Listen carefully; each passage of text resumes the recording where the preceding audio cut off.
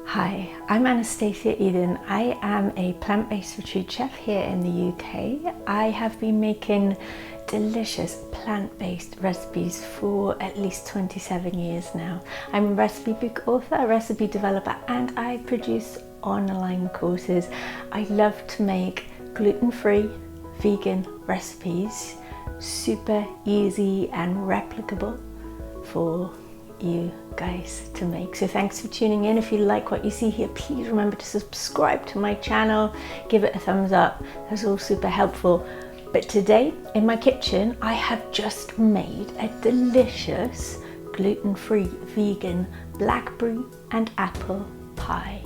It's a lot easier than you might think to make. It's incredibly delicious and moreish, and it's just on the right side of sweetness, not too much sweet, all natural, delicious goodness. So let's go take a little peek and see how incredibly easy it is to make.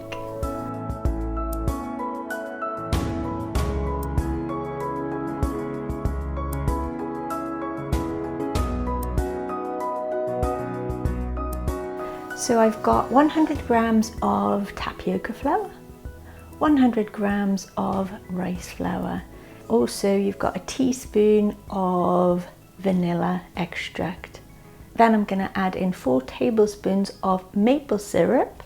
That's 60 milliliters. You can also use any other liquid sweetener like agave syrup, date syrup, coconut nectar. Just use whatever you have available. And then give it a mix. Oh yes, and we also need 4 tablespoons of melted coconut oil. That's 60 milliliters. So what you want to do is mix that in. Then eventually you probably want to get your hands in there and just bring that into a dough. And then when you've got it into a dough, you're going to put it in an oven dish. So ideally I want something about 8 inches wide. For this you can do something a little bit smaller if that's all you have. You can use a ceramic tart dish. If you're going to use that, just give it a little light coat in with your fingers of melted coconut oil. That'll stop the tart sticking to it. I'm actually going to use a metal tin for this, a round one about 8 inches wide, and I'm going to line it with parchment paper so I can just pull that out when it's finished. That's often how I like to do it. So what we're going to do is take about 3/4 of the mixture, and then we're going to push it down into the tin. And you're going to push it as evenly as possible. Now it's going to be a little bit difficult to do that because it's going to be a little bit bumpy, a little bit rustic. That's all part of the charm, and it is how to work with this gluten-free vegan pastry. Just push that in, spend a couple of minutes getting it as even as possible, and when you've done that, we want to turn our attention to the filling. So I'm going to use about 200 grams of fresh blackberries. I picked these myself. That is about 1.5 cups worth. I'm going to add 3 tablespoons of coconut sugar. That's entirely optional. I just like that just to bring up that sweetness ever so slightly.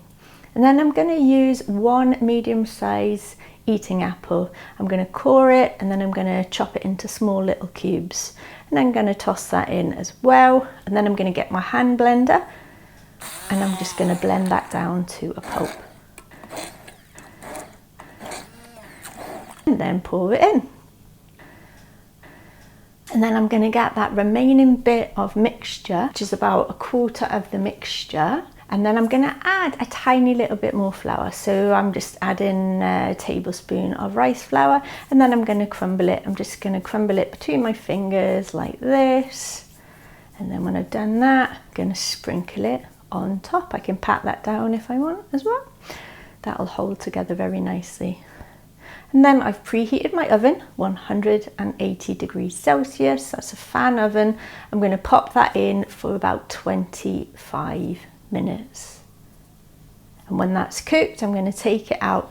Now, the next bit is quite important. I'm going to let that cool down. I want it to cool down because it's going to make it really perfectly sliceable when it's cool. If I want to use it immediately as a hot dessert or a warm dessert, I can slice it. It might crumble a bit, and that's absolutely fine too. So I have let this cool down before I slice it. That just really helps everything pull together and solidify just the right amount. If you want to serve it as a hot or warm pudding with a bit of cream on top, then you can slice it from hot or warm, but it will crumble a bit. There we go, so look how nicely that holds together. You've got these 3 delicious and gorgeous layers.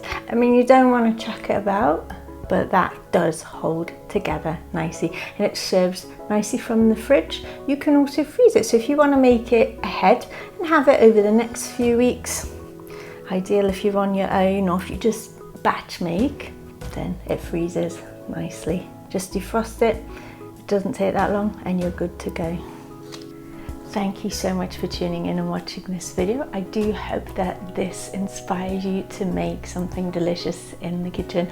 Please do let me know how you get on and ask any questions in the comments below. Remember to check out my website kindearth.net, my books, my online courses, and give this a thumbs up. Thank you. Bye for now.